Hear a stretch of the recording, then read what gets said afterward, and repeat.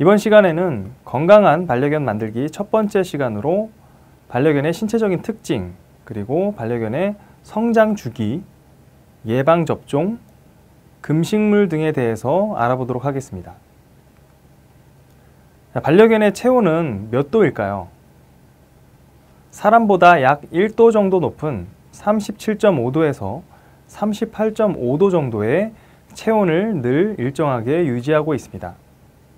우리는 개들이 색깔을 전혀 구분하지 못하는 생맹으로 많이들 알고 있는데 맞는 부분도 있고 틀린 부분도 있습니다.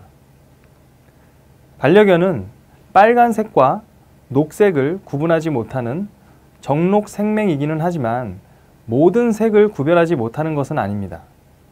우리 인간처럼 선명하게 다양한 색을 볼 수는 없지만 말입니다. 반려견의 청각은 얼마나 될까요?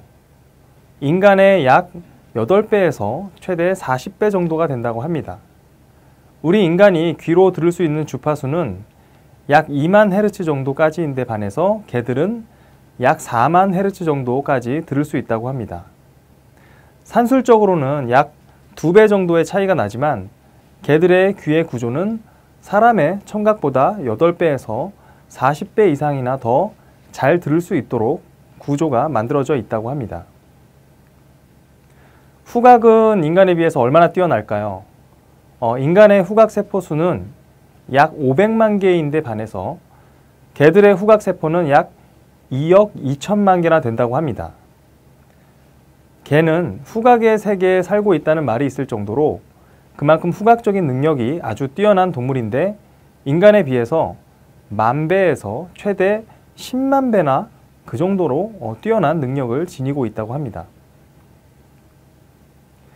반려견의 촉각은 우리 인간과 비슷한 수준이라고 합니다.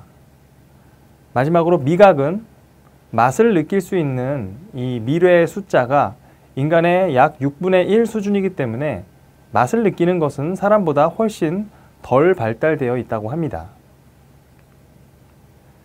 반려견은 우리 인간보다 훨씬 많은 털을 몸에 지니고 있는데 왜 그런 것일까요?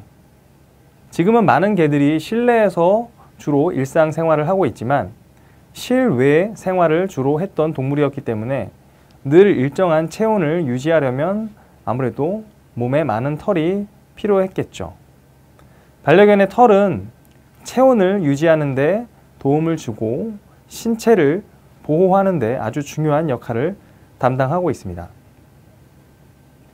반려견의 발바닥을 보면 이 딱딱한 패드 같은 것이 형성되어 있는데 우리 반려견의 발바닥은 지면의 열과 그리고 한기 등에 아주 강하고 이 발가락 사이를 보면 땀샘이 있는 것이 특징입니다. 이번엔 항문낭을 한번 알아보도록 하겠습니다. 처음 반려견을 키우는 분들이라면 항문낭이라는 단어가 좀 생소하게 들릴지도 모르겠습니다.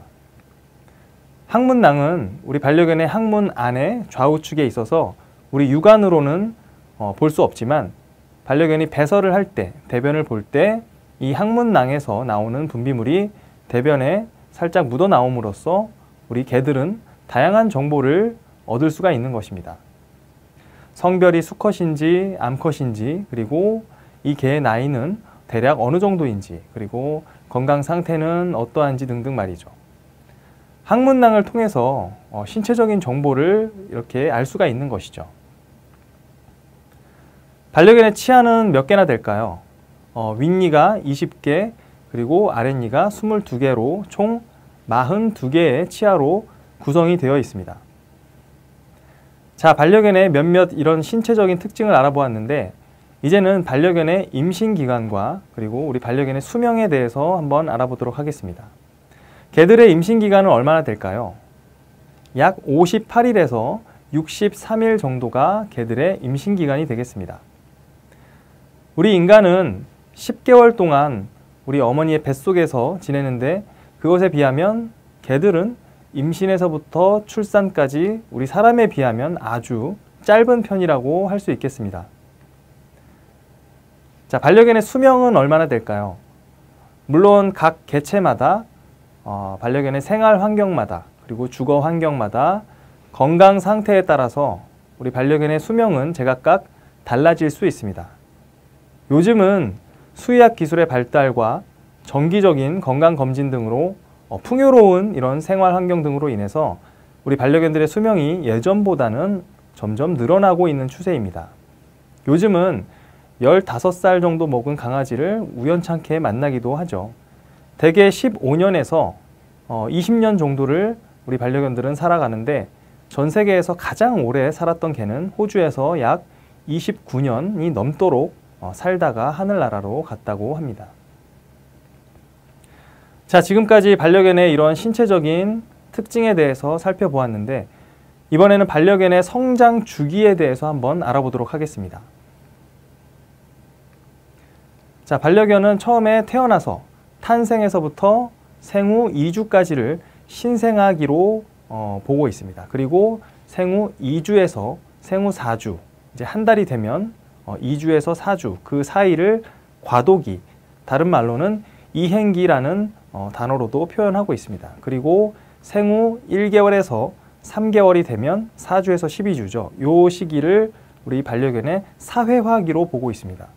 요 시기는 우리 반려견의 성품을 좌우하는 아주 중요한 시기라고도 우리 동물행동학자들이 보고 있기 때문에 결정적인 시기라고도 보고 있습니다. 그래서 이 사회화기 생후 4주에서 12주 때는 잠깐이라도 낯선 사람과 새로운 동물들 그리고 밖에 나가서 외부 환경에 잠깐이라도 노출시켜주는 것이 아주 중요하다고 볼 수 있겠습니다. 이 사회화기가 지나면 이제 생후 3개월에서 생후 6개월은 서열 형성기로 보고 있는데 이 시기에는 함께 생활하는 구성원들과 함께 이렇게 엎치락뒤치락 놀이를 통해서 함께 힘의 순위도 알아가고 음식을 먹는 순서를 통해서 자신의 지위도 알아가는 이런 시기라고 볼 수 있겠습니다. 자, 서열 형성기가 지나면 이제 생후 6개월에서 생후 8개월은 학습기라고 보고 있습니다. 이 학습기는 개들이 다양한 것들을 이렇게 스펀지처럼 빨아들일 수 있는 그런 습득 능력이 아주 뛰어난 시기이기 때문에 이 시기에 반려견의 예절 교육이라든가 공공장소에 대한 에티켓이라든가 이런 교육들을 집중적으로 가르쳐주면 좋겠습니다. 자, 이제 학습기가 지나면 생후 8개월에서 생후 13개월을 성숙기로 보고 있습니다. 다른 말로 표현하면 사람으로 표현하면 사춘기 시기가 되겠죠. 그래서 사람 나이로 보면 한 중학생들 성숙기가 8개월에서 13개월로 보고 있기 때문에 이 시기에 많은 문제 행동이 일어날 수 있어요. 엉뚱한 곳에 대소변을 잘 보다가 싼다던가 주인이 없을 때 물건을 헤집어 놓는다던가 그리고 너무 사람이 없을 때 물건을 파괴해 놓는다던가 이런 다양한 문제 행동이 요 성숙기 시기에 많이 일어나기 때문에 실제로 반려견들을 교육하는 전문가들도 요 시기에 많은 교육 의뢰가 들어온다고 합니다. 그래서 요 시기에는 운동이라든가 이런 스트레스를 풀어주는 것도 참 중요하겠죠. 그리고 생후 이제 13개월이 넘어가면 이제 성견이 되는 것입니다. 그래서 이런 개들의 성장 주기가 있다는 거 여러분들이 알아두시면 좋고 소형견들 같은 경우에는 이제 생후 12, 13개월이 지나가면 성견으로 보지만 대형견 같은 경우에는 생후 18개월 정도가 지나야 성견으로 본다는 점, 요 차이가 있다는 거 알아두면 좋겠습니다.